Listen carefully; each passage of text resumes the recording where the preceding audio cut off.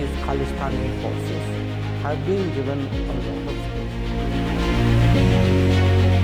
खालिस्तान और हरदीप सिंह निज्जर के मुद्दे पर भारत और कनाडा में बिगड़े संबंधों के बीच विदेश मंत्री एस जयशंकर ने बिना लाग लपेट के दो टूक शब्दों में कह दिया है कि कनाडा की राजनीति में खालिस्तानी ताकतों को बहुत जगह दी गई है और उन्हें ऐसी गतिविधियों में शामिल होने की छूट दी गई है जिससे संबंधों को नुकसान पहुंच रहा है।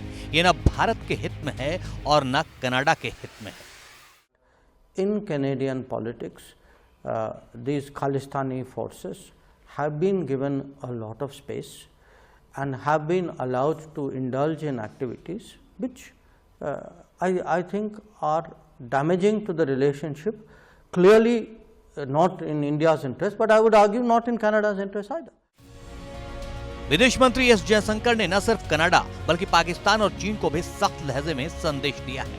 विदेश मंत्री एस जयशंकर ने पाकिस्तान को आड़े हाथ लिया है। उन्होंने कहा है कि पाकिस्तान आतंकवाद के पीछे है, वो सीमा पार से आतंकवाद के जरिए भारत पर बातचीत के लिए दबाव बनाने की कोशिश कर रहा है। हम पाकिस्तान से बात करेंगे लेकिन उसकी शर्तों के आधार पर नहीं। What Pakistan was trying to do, not now, but over multiple decades, was really to use cross-border terrorism to bring India to the table. Okay, that in essence was its core policy. We have made that irrelevant by not playing that game. Now, it's not a case that we don't will not deal with a neighbor. After all, at the end of the day, a neighbor is a neighbor.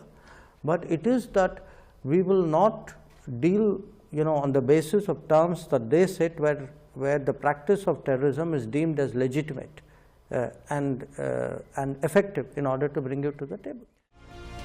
विदेश मंत्री S Jaishankar ने चीन को लेकर भी दो टूक शब्दों में कह दिया है कि चीन के मुद्दे पर भारत सरदार पटेल की नीति अपना रहा है। शुरुआत से ही नेहरू और सरदार पटेल के बीच चीन को कैसे जवाब दिया जाए इस मुद्दे पर मतभेद रहा है। मोदी सरकार चीन से निपटने में सरदार पटेल द्वारा शुरू की गई यथार्थवाद की धारा के मुताबिक ही काम कर रही है। I think today, what will happen with China? I mean, I argue for dealing with China from a basis of realism, that strain of realism which I feel extends all the way from Sardar Patel to Narendra Modi. That is the strain of realism which I feel should allow us to have a certain approach. The alternative strain, which starts from Nehru's in a sense China first policy, because he says first let China take its seat, then we will see for India. China first. So from China first policy, it ends up as Chindia policy. I know.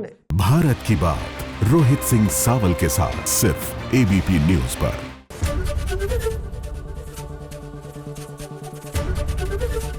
ABP Ganga, खबर आपकी, जुबान आपकी।